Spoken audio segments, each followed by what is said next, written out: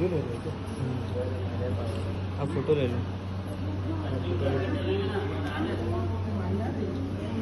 भारत माता की वंदे वंदे। भारतीय जनता पार्टी जिंदाबाद जिंदाबाद जिंदाबाद। भारतीय जनता पार्टी जिंदाबाद जिंदाबाद जिंदाबाद। जहाँ हुए बलिदान मुखर्जी, जो कश्मीर हमारा है, जो कश्मीर हमारा है। आज के कार्यक्रम में उपस्थित समस्त अतिथिगण एवं आए हुए बेहतर तुल्यगण, मैं आप सभी को सादर नमन करता हूँ, वंदन करता हूँ, अभिनंदन करता हूँ।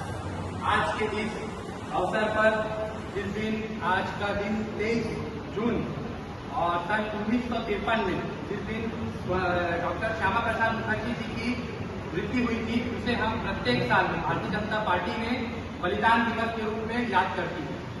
मैं कुछ प्रकाश बिंदु डालना चाहता हूँ उनके जीवन परिचय पर। जो हमारे डॉक्टर श्यामा प्रसाद मुखर्जी जी थे, वो हमारे भारत देश के एक बहुत ही महान राजनीतिक बैरिस्टर एवं शिक्षावादी थे, जिन्होंने हमारे पूरे भारत को एक करने के लिए, अखंड रूप में रखने के लिए बहुत कार्य किया। जिनका जन्म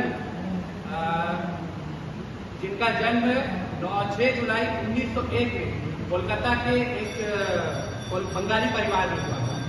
और जो डॉक्टर श्यामा प्रसाद मुखर्जी जी थे, उनके पिताजी का नाम सर आशुतोष मुखर्जी जी था। और डॉक्टर श्यामा प्रसाद मुखर्जी जी सन 1917 में मैट्रिक पास किए, यानी 10वीं पास किए। और उसके 3 साल के उपरांत में BA पास किए सन 1921 में। 1924 में उन्होंने MA की डिग्री हासिल करी, जिसमें उन्होंने अंग्रेजी साहित्य में MA किया। उसके बाद 1926 में उन्होंने लॉ की डिग्री हासिल की। उसके पश्चात वे लंदन चले गए। उस समय लंदन जाना बहुत बड़ा माना जाता है। लंदन यूनिवर्सिटी में PhD की डिग्री हासिल करी और बैरिस्टर इन लॉ की डिग्री हासिल करी। उसके पश्चात वे भारत वापस लौटे। आने के पश्चात वो कोलकाता के जो विश्वविद्यालय थे, उसमें सबसे कम उम्र वाले कुलपति बने, सन 1934 के बाद। उसके बाद वे धीरे धीरे अपने राजनीतिक कैरियर को आगे बढ़ाते हुए अपने जीवन में बहुत सारे संकटों को झेलते हुए आगे बढ़ते गए। और उन्होंने कोलकाता के विधानसभा के परिषद में सबसे कम उम्र वाले विधानसभा सदस्य बने सन 1937 में। उसके बाद वे धीरे धीरे अपने राजनीतिक अभियानों को बढ़ाते हुए एक है। उसके बाद वे सन 1941 में पूरे राष्ट्रीय हिंदू महासभा के संगठन में शामिल हुए। और 1944 में वे वहाँ पे अध्यक्ष बनकर लौटे। और सन 1947 में जब हमारा देश आज़ाद हो रहा था, आज़ाद होने के पश्चात में हमारी देश में लोकतांत्रिक आ गया। लोकतांत्रिक आने के बाद जो हमारे प्रथम प्रधानमंत्री बने पंडित जवाहरलाल नेहरू जी, उनके में ये मंत्री थे, उद्योग एवं आपूर्ति मंत्री कहा जाता था इन्हें।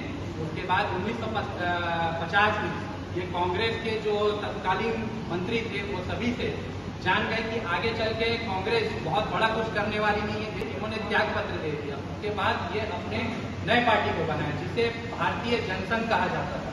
1953 में इन्होंने अपने एक देश के दो निशान, दो प्रधान और दो विधान को खत्म करते हुए कि हमारे देश में ये सब नहीं चलेगा और पूरा देश एक रहेगा, उसको अखंड करने के लिए इन्होंने जाना चाहा। जम्मू कश्मीर में उस वक्त जाने के लिए परमिशन लिया जाता था, लेकिन उस समय इनके पास परमिशन नहीं था करके ये जम्मू कश्मीर में गए।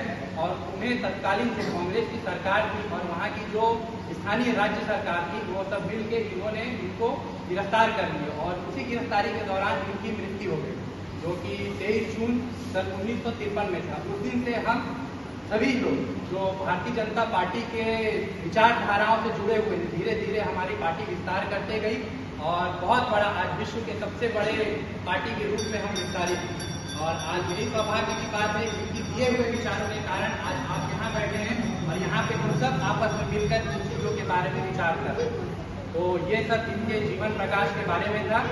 और आशा करता हूँ कि आप लोगों को मेरे द्वारा बताए गए चीज़ों में कुछ अच्छा लगा हो। तो धन्यवाद। जय श्री राम।